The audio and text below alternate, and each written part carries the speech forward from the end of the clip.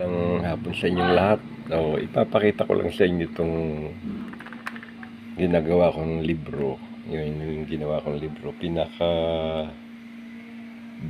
pa lang ito. Ito ay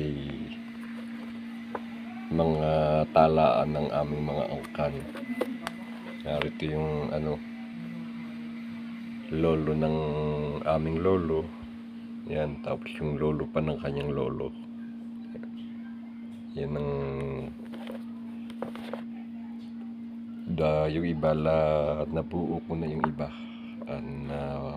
Meron pa pong mga ilan na kailangang ayusin.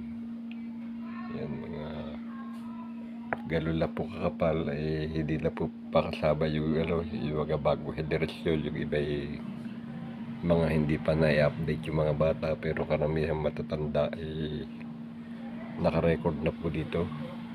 Kasi yung isa naming lolo ay nag-record noong 1935. Yung kaya po nagkaroon ng record na mas matanda. At meron pong iba sinasaliksik pa rin. Kaya ito halos mabuo na po itong sa amin. Yung pinagbulang lahi namin dito sa Silang. Yan.